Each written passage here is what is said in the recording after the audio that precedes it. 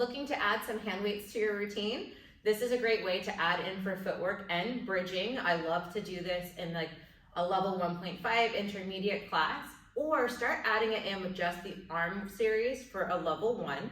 So I have my headrest up to my preference and I have my footwork springs on. I'm gonna go ahead and lay on back. And then I like to get everybody situated in the same place. So they're gonna hold onto their dumbbells and they're just gonna have their palms up so we can open up through the shoulders. Heels are gonna go on hip width distance, and we'll just do a few pelvic tilts, right? So we're just trying to find a little arch, a little imprint. I'm gonna find somewhere in between, flex the feet. Now I'm gonna have them bend at the elbows and wrists face one another. Before we move, I'm just gonna have them send their arms straight up to the sky and then slowly bring them down, tap the reformer. Now I'm gonna have them extend their legs and arms at the same time. And then we're slowly together gonna bend knees and arms. We tap the stopper of the carriage as our elbows tap the reformer bend. And then we'll get the arms and legs to lengthen together and then bend together. So I'm really big on that first one. I'm just finding some timing here, right? That way the arms don't shoot up and then we wait for the legs and vice versa, right? So we're just gonna go nice and slow. And then we'll have them slowly close the carriage. Keep their feet where they're at as far as distance, but just drop down to the toes, connect the heels together. So we're in that Pilates feet. Now I'm gonna have them extend their arms out to the side with a little bend to it, right in line with the chest.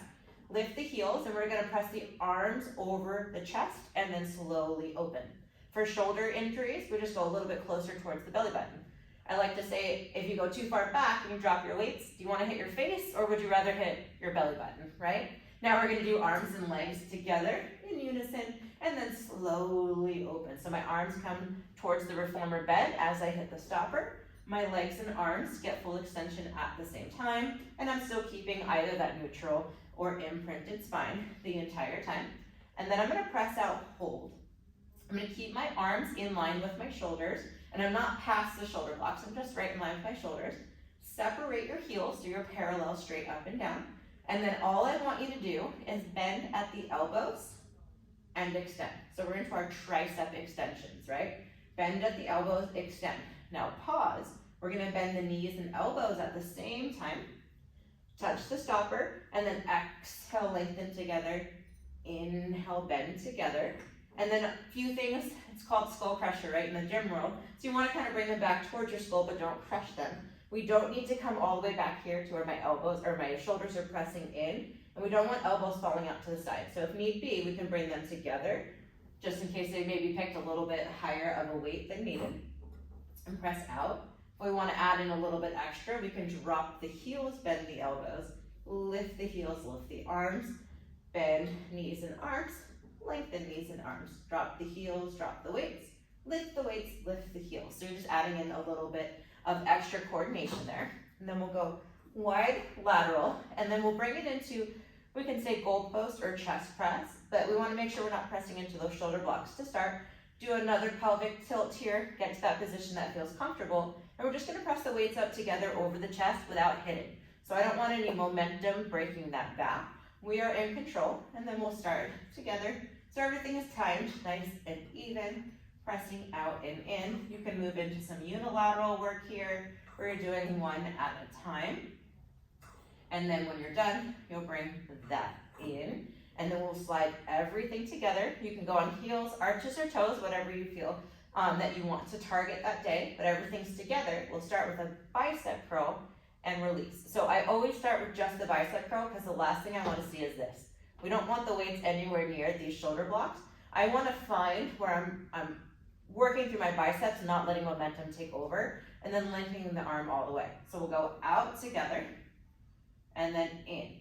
So this one's different. So when the legs are bending, the arms are getting straight, but I want to go all the way along as I touch the stopper, and then bend up, have the ability to stop it before it flies back to hit those shoulder blocks, right? So we're really activating through, and then we'll bring it in, slide down to those toes, turn the palms to face one another. Now this time I'm gonna press the carriage out. I'm gonna drop my right heel, bend my left arm, and press through both and switch.